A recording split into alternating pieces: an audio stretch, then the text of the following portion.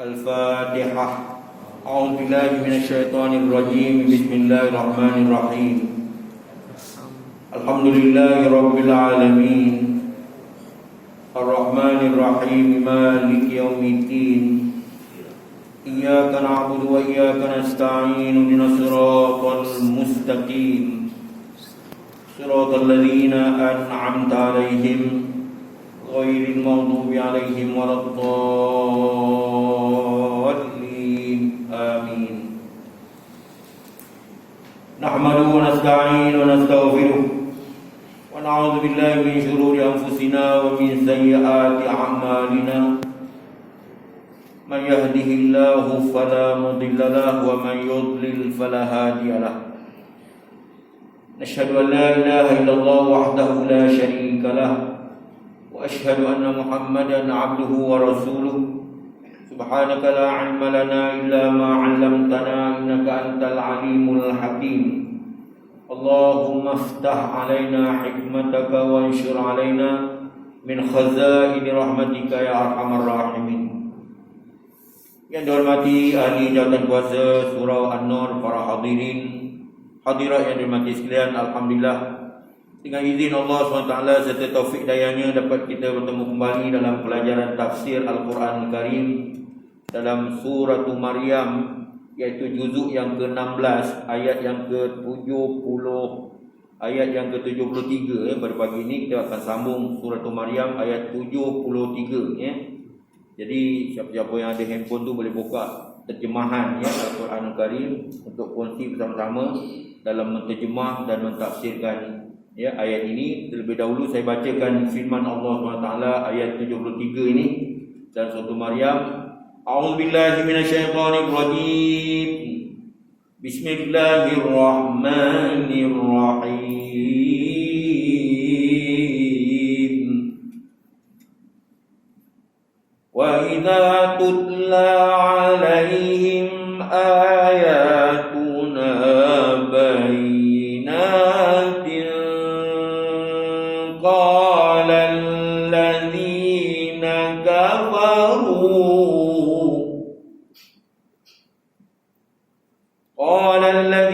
kafaru lilladhina amanu ayyul fariqaini khairum maqama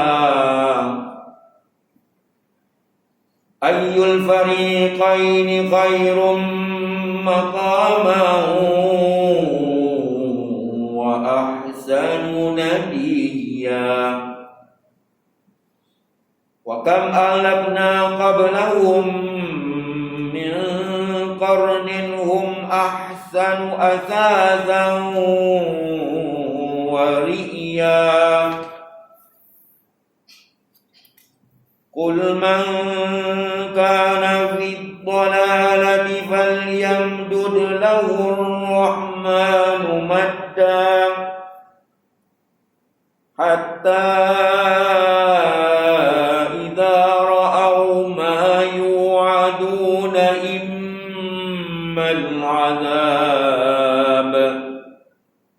immal azaba wa immas sa'ata fasaya'lamuna man huwa syarrum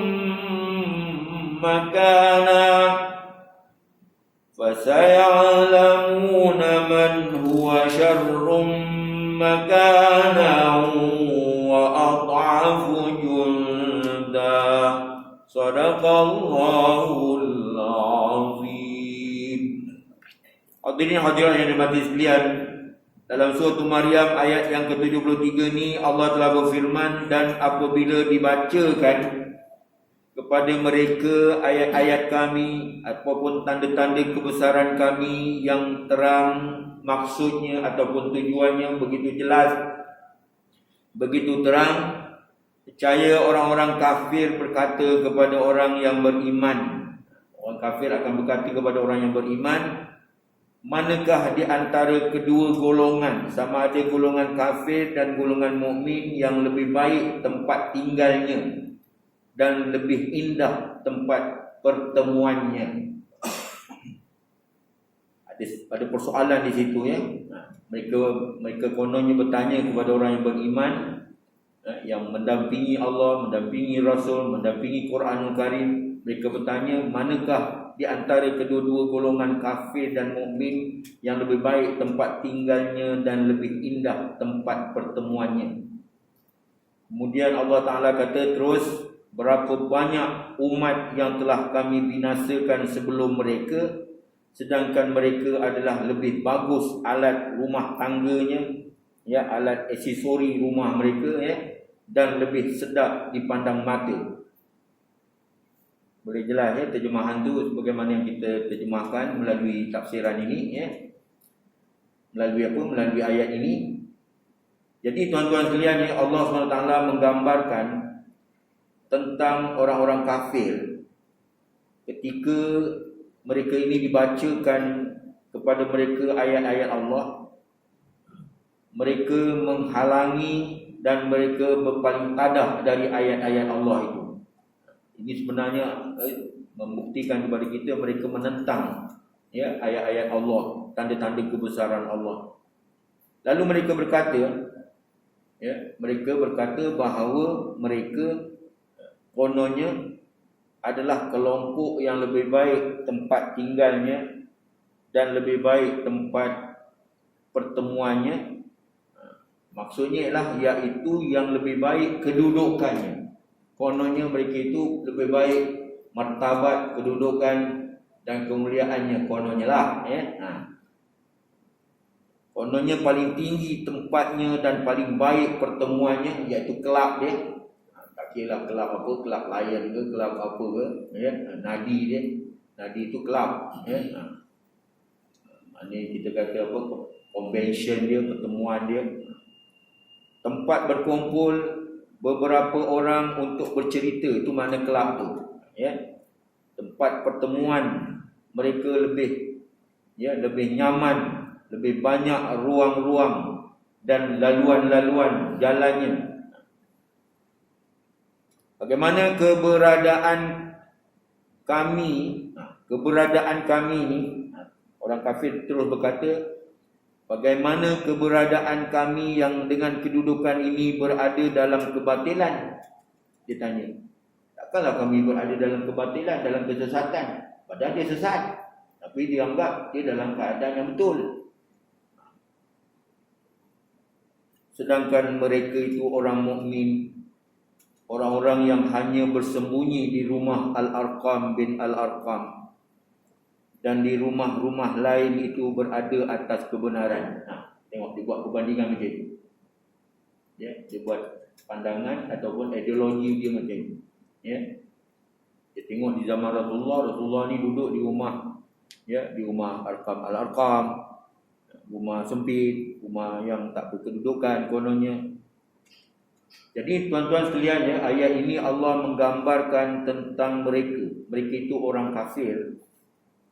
Pada ayat yang lain dalam surah Al-Ahqaf, tuan-tuan pernah belajar di surah ni, ya, perbandingan ayat, ya, muqaranah ayat, perbandingan ayat antara satu surah dengan satu surah, ya.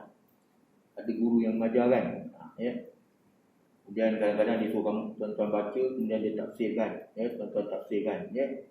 Tapi di sini kita terpaksa terjemahkan terus pada ayat surah Al-Ahqaf untuk buat perbandingan pada ayat yang kita baca dalam surah Maryam ini. Ayat dalam surah Al-Ahqaf ini dia kata bunyi begini. Allah Ta'ala, ya, maknanya Ibnu Katsir ni dia buat pendekatan pada ayat yang lain, pada surah yang lain yang bersesuaian pada ayat yang kita terangkan pada pagi ini, yang berbunyi A'udzubillahi minasyaitonirrajim. Wa qala alladziina kafaru lil ladziina aamanu law kana khairan ma sabaquna ilaihi, dia kata. Dan orang-orang kafir telah berkata kepada orang-orang mukmin, orang yang beriman, kalau sekiranya Al-Quran adalah sesuatu yang betul, yang baik, yang elok, tentulah mereka tiada mendahului kami. Maknanya orang yang beriman tu tak mendahului orang kafir dalam persoalan beriman kepada Allah dan Rasul. Malah mereka lebih dulu pada kita ni. Macam itu. Ada cabar gitu. Padahal dia tak tahu bahawa hidayah petunjuk datang daripada Allah. Tak usahlah nak belagak kan. Tapi dia kata begitu. Dia kata kalau Quran tu betul, Nabi Muhammad betul, dah tentu kami lebih dulu pada orang beriman dia. Akan beriman dengan Nabi Muhammad dan Al-Quran macam itu sekali. Betapa sombongnya dan takaburnya mereka mempersoalkan ya tentang kedudukan ya. Kalau gitu apa jawapan Allah Taala kepada mereka tentang tentang pandangan mereka, tentang pemikiran seumpama ini ada pada mereka. Untuk itu Allah berfirman menolak kecelaruan. Namanya kecelaruan namanya. Ya, tanggapan yang tak betul di kalangan mereka itu, pemikiran mereka yang tak betul yang menyeleweng itu, maka Allah jawab. Allah jawab senang saja. Dia kata wa kam ahlakna qablahum min qarnin. Berapa banyak umat yang telah kami binasakan sebelum mereka. Sebelum orang kafir Quraisy Mekah mempertikaikan kedudukan orang yang beriman di sisi Nabi Muhammad SAW, di sisi Allah dan Rasul. Allah Ta'ala kata aku dah binasakan berapa banyak ada umat sebelum kau. Seolah-olah macam itu. Bahasa ini seolah-olah macam perdebatan antara Allah Ta'ala dengan orang kufar ini. Benar. Tak payah Nabi Muhammad jawab, Allah jawab ni. Allah ajar mereka. Ya. Berapa banyak umat yang telah kami binasakan sebelum mereka. Sebelum orang kafir Quraisy ini mendakwa perkara itu.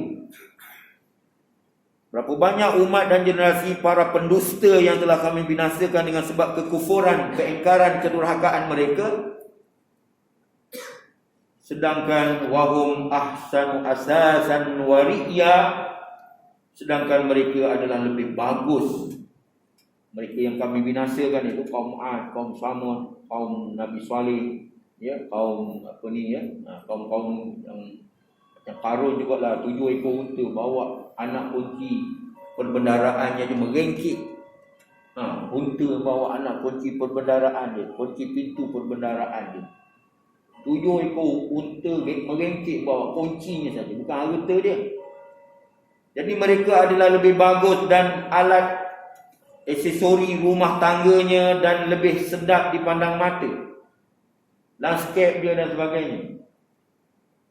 Iaitu dahulu mereka berada dalam keadaan yang lebih baik daripada keadaan orang kafir Quraisy yang ada pada masa zaman Nabi. Lebih baik mereka. Apabila mereka minta supaya didatangkan anak unta Allah, naqatallahi wa suqiyah. Itu landscape namanya ya. Mereka minta supaya ada kebun-kebunan, ada dusun-dusun. Jadi ada unta pula. Mereka cabar Allah Ta'ala datangkan anak unta. Iaitu dahulu mereka berada dalam keadaan yang lebih baik daripada keadaan mereka sekarang ini. Baik dari segi harta, baik dari segi barang-barangan, baik dari segi pandangan-pandangan dan bentuk-bentuknya. Apa pandangan Al-A'mash? Seorang ulama tafsir berkata dari Abu Zibyan daripada Abdullah bin Abbas radhiyallahu anhuma, perkataan khairun maqaman wa ahsan nadiyah itu lebih baik tempat tinggalnya dan lebih indah tempat pertemuannya, iaitu kelabnya, konvensyennya, pertemuannya. Bahawa kata al-maqam itu, perkataan al-maqam dalam maqaman itu, khairun maqaman itu adalah rumah tempat tinggal. Ya. Ahsanun nadiyan itu bukan an-nadi itu adalah majlis. Asasan itu adalah alat-alat kelengkapan rumah tangga mereka, dan perkataan ar-riya adalah pemandangan mereka. Ditafsirkan oleh ulama-ulama. Al-Aufi berkata kepada Abdullah bin Abbas radhiyallahu anhuma bahawa al-maqam adalah rumah, an-nadi adalah majlis, ya, majlis yang dipenuhi dengan kenikmatan dan keelokan yang mereka miliki. Hal itu sebagaimana firman Allah SWT menceritakan tentang Fir'aun ketika mereka dibinasakan oleh Allah Ta'ala. Ini dikaitkan dengan ayat lain pula. Ya, tentang apa? Tentang kemewahan dan kesenangan, ya, yang dimiliki oleh umat zaman silam. Ya. Lalu Allah berfirman dalam surah Dukhan ayat 25 hingga ayat 26. Kam taraku min jannatin wa uyunin wa zuru'in wa maqamin karim. Alangkah banyaknya taman-taman. Itu di zaman Fir'aun.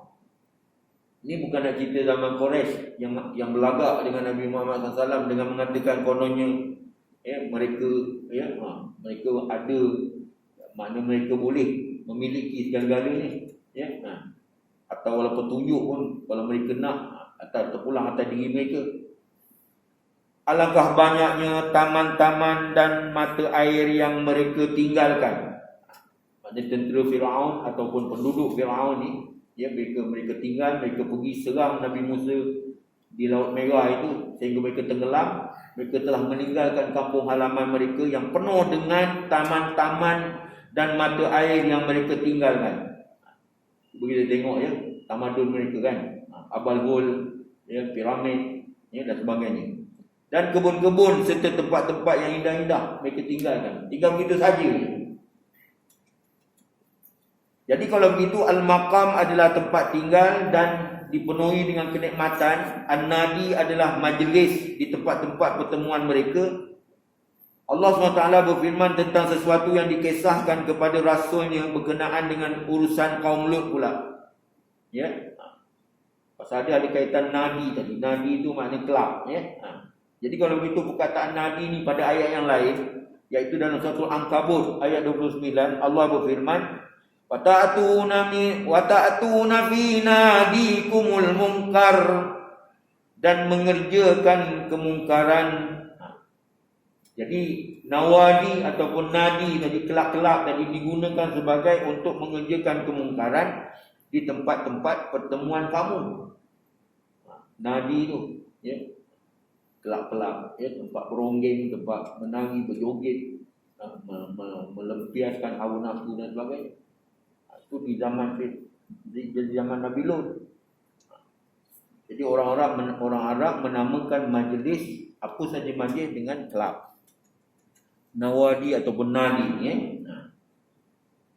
Qatadah berkata, ini ulama tafsir berkata, tatkala mereka melihat para sahabat Nabi Muhammad SAW radhiyallahu anhu ajma'in dalam kehidupan mereka yang begitu menderita,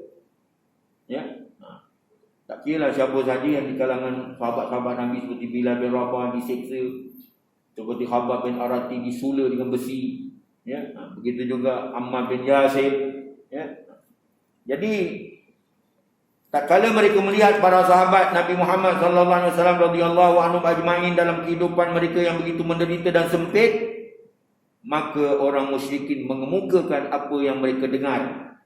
Maknanya mereka mengisik pendengaran apabila turunnya ayat yang kita bacakan tadi. Mereka kata apa? Manakah di antara kedua golongan itu yang lebih baik tempat tinggalnya dan lebih indah tempat pertemuannya? Sedangkan kita dah tahu bahawa nikmat di dunia ni hanya baru satu saja nikmat. Ada 99 lagi nikmat. Itu pun dia dah rasa nikmat sangatlah konon. Dengan berumah tangganya, dengan kelab-kelabnya. Tak kira dengan Genting Islandnya, dengan Cameron Islandnya, dengan apa-nya. Penuh dengan tempat-tempat yang macam itu kan. Kita tengok. Itu di Malaysia lah. Kalau di tempat lain lagi, di New York, di London, di Amerika, di mana-mana lagi. Itu gambaran. Jadi manakah di antara kedua golongan itu lebih baik tempat tinggalnya dan lebih indah tempat pertemuannya? Demikianlah pendapat Mujahid dan Ad-Dhahhak. Apa ni kita kata tadi? Ar-riya itu, maknanya nadir mungkar tadi adalah, iaitu ar-riya, maknanya adalah pemandangan sebagaimana dikatakan oleh Abdullah bin Abbas, bagaimana dikatakan oleh Mujahid dan selain kedua-duanya. Adapun Imam Malik ataupun Malik berkata asazan waliyah itu yakni paling banyak hartanya dan paling baik bentuknya, seluruh memiliki arca-arca yang saling berdekatan dan benar, maknanya segala alat keperluan. Kemudian Allah Ta'ala berfirman pada ayat yang ke-75 ini, Qul man kana fi dhalalati falyamdud lahu ar-rahmanu madda hatta idza ra'aw ma yu'aduna immal 'adzaba wa imma as-sa'ah fasaya'lamuna man huwa syarrun makanan wa adhafu junda. Katakanlah olehmu ya Muhammad, ini sambungan ayat tadi yang terus menerus. Pada ayat 75 Allah berfirman, barang siapa yang berada di dalam kesesatan, maka biarlah Allah SWT yang Maha Pemurah memperpanjangkan tempoh baginya dalam keadaan sesat tu. Allah Ta'ala panjangkan lagi. Nampak? Ya. Barang siapa yang berada di dalam kesesatan, maka biarlah Allah SWT yang Maha Pemurah memperpanjangkan tempoh baginya, panjangkan kesesatannya itu.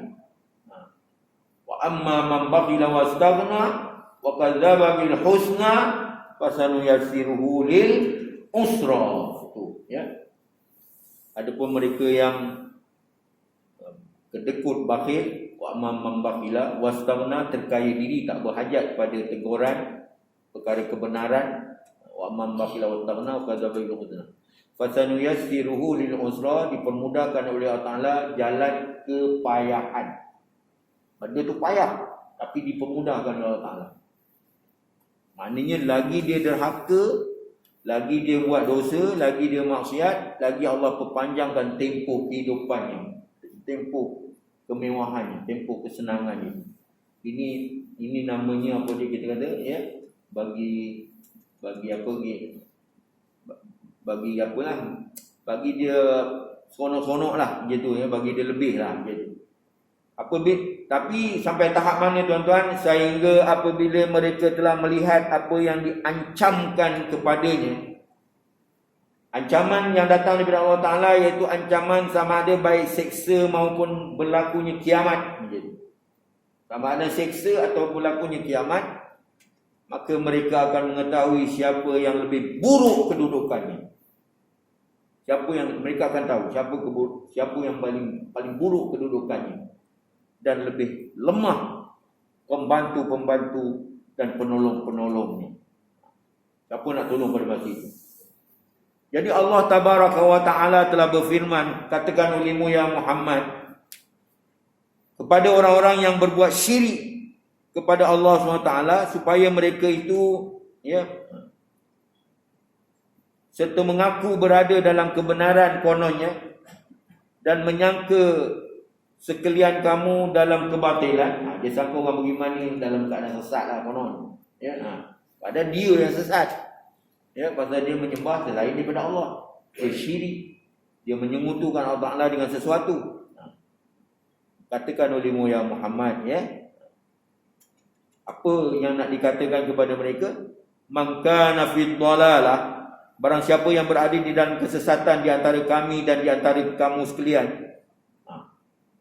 Sampai ke tahap itu Allah Ta'ala ajar kepada Nabi Muhammad, kalau sama ada kamu betul ke, sama ada kamu sesat ataupun kami yang sesat, wal yamdud lahur rahmanu mudda, maka biarlah Allah SWT yang Maha Pemurah memperpanjangkan tempoh baginya bagi melakukan apa yang mereka nak lakukan daripada segala kesesatan. Maka Allah SWT yang Maha Pengasih dan Maha Penyayang akan membiarkannya dalam kondisi seperti itu hingga ia berjumpa dengan Allah SWT pada akhir ajalnya. Pada akhir ajal besok jumpa Allah Ta'ala. Jadi, ya. Immal azab, sama ada baik seksa yang menimpanya maupun hari kiamat, iaitu datang dengan tiba-tiba. Idza jaa ajaluhum la yastaghfiruna sa'atan wa la yastaqdimun. Apabila tiba ajal seseorang itu, maka tidak terdahulu, tidak terkemudian. Maknanya itu jam juga, inna lillahi wa inna ilaihi raji'un. Barulah temu kiamat. Ya, fasaya'lamuna, maka mereka akan mengetahui, iaitu pada hari kiamat tersebut, Man huwa syarrum makanan wa adhafu junda, siapa lebih buruk kedudukannya dan siapa lebih lemah penolong-penolongnya. Allah Ta'ala cabar di sini. Ya, sebagai perbandingan yang mereka dalilkan, sebagai perbandingan ataupun muqaranah, perbandingan yang mereka lakukan semasa mereka berkata pada ayat sebelum ini kan. Mereka kata kalau kami tahu, ya, kalau kamu berpegang pada Quran, kami lebih dulu pegang pada Quran. Dialog mereka tentang orang yang beriman, ya. Siapa lebih buruk kedudukannya dan lebih lemah penolongnya, sebagai perbandingan yang mereka dalilkan dari sebab tempat dan seindah-indah pemandangan tadi. Kan ada? Dia cabar kita sekarang, tuan-tuan. Tengok. Kau apa duduk rumah buruk je. Kita orang, kelap, dahsyat. Dengan persatuannya, dengan apanya. Dia gitu. Ya. Ya. Itu kita dapat faham daripada ayat ni. Ya. Jadi, Mujahid, seorang para tafsir, ya, berkata tentang firmannya, firman Allah SWT yang berbunyi falyamdud lahur rahmanu mudda tadi, maka biarlah Allah SWT yang maha pemurah memperpanjangkan tempoh baginya, maka Allah akan membiarkan dalam kesesatan. Allah biarkan, lantak kau, duli apa aku ni, ya, aku dah jadikan dunia ni untuk ibadat, tapi kau jadikan tempat derhaka, tempat untuk melakukan perbuatan yang tak sewajarnya, ya. Demikian yang ditetapkan oleh Abu Ja'far bin Jarir rahimahullahu ta'ala. Ayat ini merupakan mubahalah. Mubahalah ni perdebatan, ya, terhadap, ataupun kita kata dialog, terhadap orang-orang musyrikin yang mengaku kononnya bahawa mereka berada di atas hidayat dan petunjuk. Ini ayat ni, kalau tuan-tuan nak tengok bagaimana Allah berdialog dengan orang yang bukan Islam, inilah dalilnya, ya, supaya kita dapat mengetahui, ya, supaya pemikiran kita matang, ideal, bijak, cemerlang. Rupa-rupanya tak payah kita nak debat. Memang Allah dah debat dah, lama dah, ya. Kalau kita nak berdebat pun kita kena bersedia dengan, ya, hujah-hujah yang mantap. Ya ayyuhallazina amanu la tujadilu ahlal kitab illa billati ya ahsan.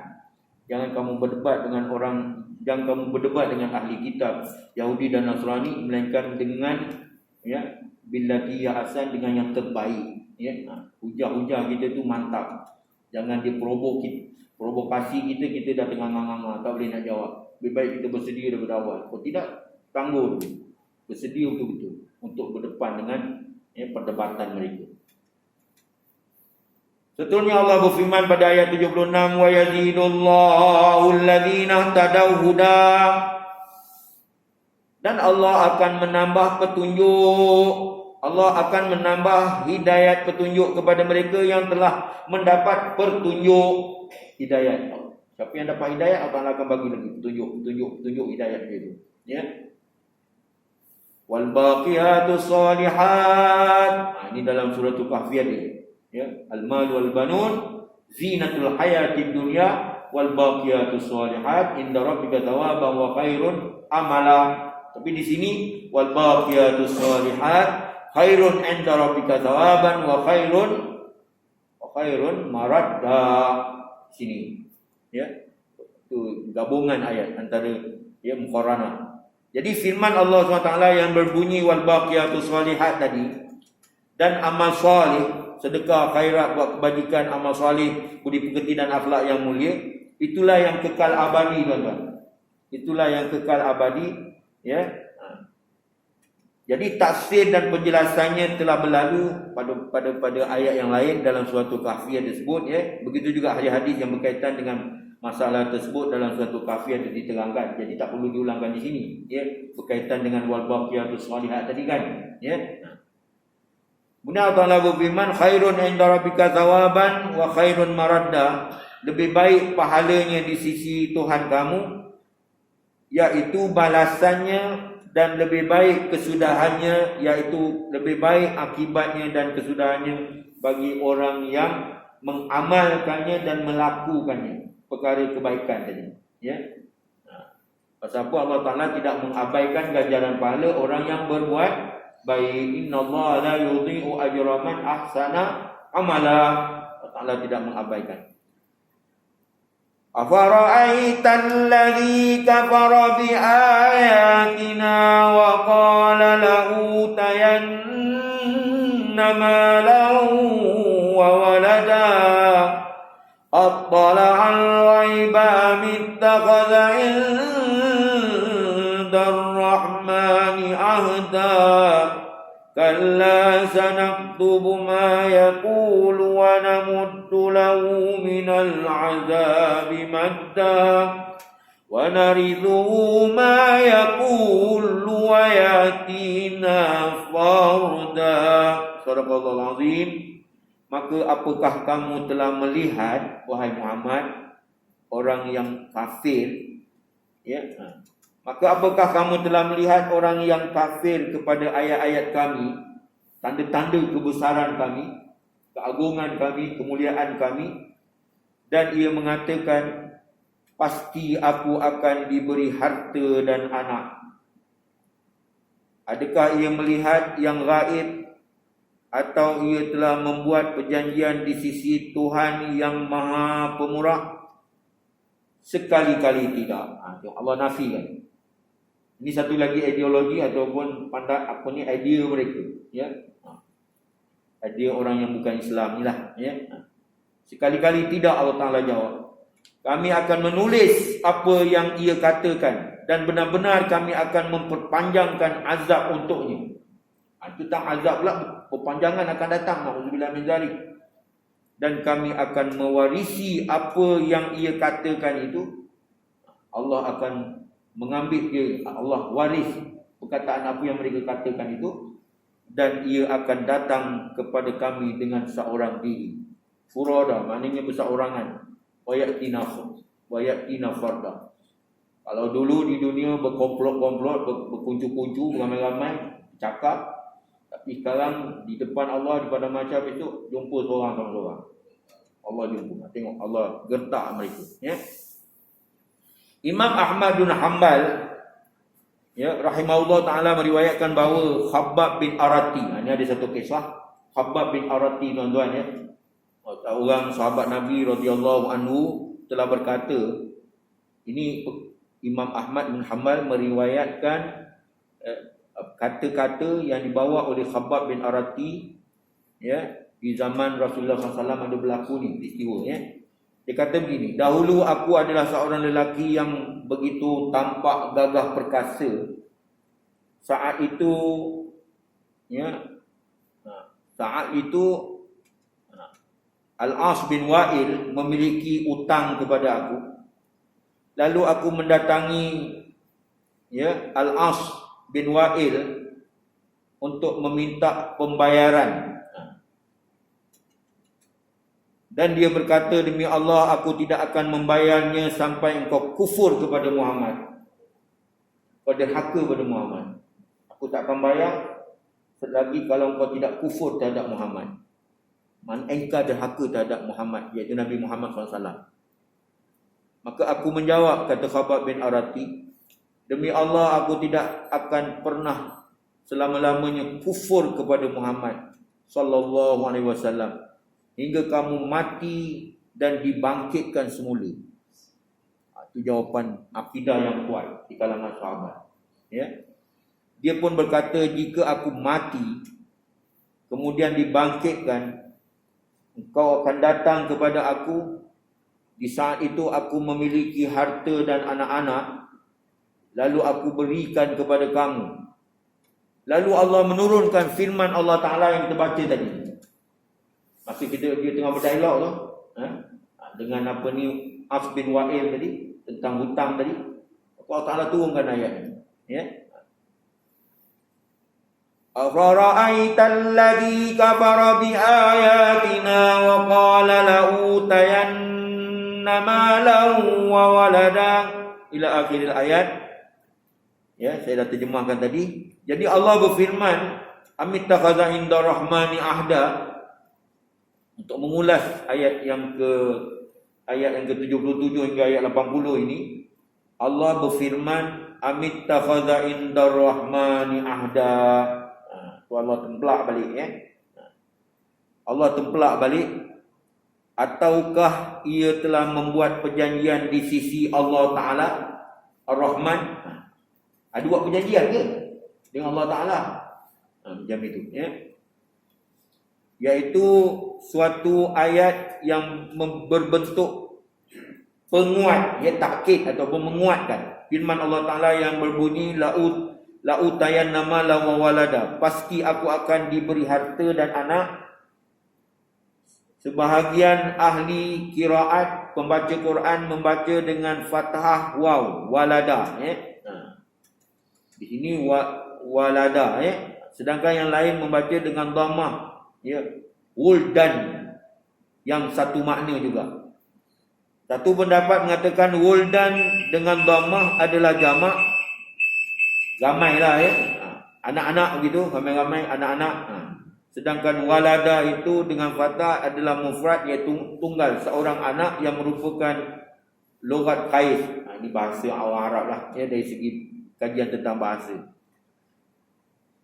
Kemudian Allah tempelak lagi, adakah ia melihat gaib? Adakah dia melihat perkara yang gaib merupakan pengingkaran terhadap orang yang mengatakan la utayan nama la wa walada tadi, pasti aku akan diberi harta dan anak. Ini berbalik pada dialog yang berlaku antara As dengan Khabbab bin Arati tadi kan kisahnya kisahnya dahulu aku adalah seorang lelaki yang tampak gagah. Saat itulah saat itu Al-As bin Wa'il memiliki hutang kepada aku, lalu aku mendatanginya untuk meminta bayaran hutang jadi kata Al-As bin Wa'il, demi Allah aku tidak akan membayarkannya sampai kau kufur, engkau derhaka kepada Muhammad kan. Maka dijawab oleh Khabbab bin Arati, demi Allah aku tidak akan pernah kufur kepada Muhammad sehingga kamu mati kemudian bangkit balik pun aku tetap beriman dengan Muhammad. Dia tu kan saya bilangkan tadi dia pun berkata, jika aku mati kemudian dibangkitkan katalah aku mati kemudian aku bangkit balik, engkau akan datang kepada aku, di saat itu aku memiliki harta dan anak pinak, lalu aku berikan kepada kamu. Ini semua cakap-cakap saja, cakap rekaan pada mulut, sedangkan kuasa yang ada sebenarnya datang daripada Allah SWT. Sebab itu Allah Ta'ala tempelak balik di sini. Adakah ia melihat perkara gaib merupakan pengingkaran terhadap orang yang mengatakan la utayan nama la wa walada, pasti aku akan beri harta dan anak tadi. Allah riwayatkan perkataan As bin Wa'il tadi dalam Quran iaitu pada hari kiamat. Artinya, apakah ia mengetahui kondisinya di akhirat hingga ia berani memastikan dan bersumpah terhadap hal tersebut? Ataukah ia telah membuat perjanjian di sisi Allah? Ada buat perjanjian ke dengan Allah Ta'ala? Kalau maknanya Khabbab bin Arati boleh jawab, kau ni dah ada buat perjanjian dengan Allah Ta'ala ke? Besok kalau kau hidup balik di pada masyarakat ataupun hidup balik semula, kau boleh bagi balik hutang-hutang aku pada hutang-hutang aku ni, kau boleh bayar ke dengan harta benda, kekayaan, kemewahan, kesenangan? Kau dah buat perjanjian dengan Allah Ta'ala ke? Ataukah di sisi Allah memiliki perjanjian yang akan mendatanginya? Telah terdahulu dalam hadis Al-Imam Al-Bukhari bahawa hal itu adalah perjanjian. Jadi Ad-Dhahhak berkata dari Abdullah bin Abbas, "At-tala'al ghaiba am ittakhadha 'inda Rahmani ahda?" Adakah ia melihat yang gaib ataukah ia telah membuat perjanjian di sisi Ar-Rahman? Maka ia berkata adalah la ilaha illallah yang diharapkannya. Muhammad bin Ka'ab Al-Khurazi berkata, iaitu syahadah la ilaha illallah. Kemudian beliau membaca illa man ittakhadha 'inda Rahmani ahda, kecuali orang yang telah membuat perjanjian di sisi Rahman. Jadi Allah Ta'ala tempelak balik. Allah Ta'ala kata sekali-kali tidak. Jadi Allah menafikan perkataan As bin Wa'il tadi. Dia kata adalah kata-kata yang digunakan oleh Al-As bin Wa'il tadi untuk mencegah sesuatu yang sebelumnya dan memperkuatkan sesuatu yang sesudahnya. Sanaktubu ma yaqulu, kami akan menulis apa yang Al-As bin Wa'il katakan, iaitu dari tuntutannya atas hal tersebut dan hukumnya untuk dirinya atas apa yang diinginkannya dan kekufuran kepada Allah yang Maha Agung. Dan kami akan memperpanjangkan azab untuknya, iaitu di hari akhirat, atas perkataannya itu dan kekufuran kepada Allah di dunia. Wa narisuhu ma yaqulu, dan kami akan mewarisi apa yang dikatakannya itu, iaitu dari harta dan anak yang kami cabut darinya sebagai tambahan atas apa yang dimilikinya di dunia.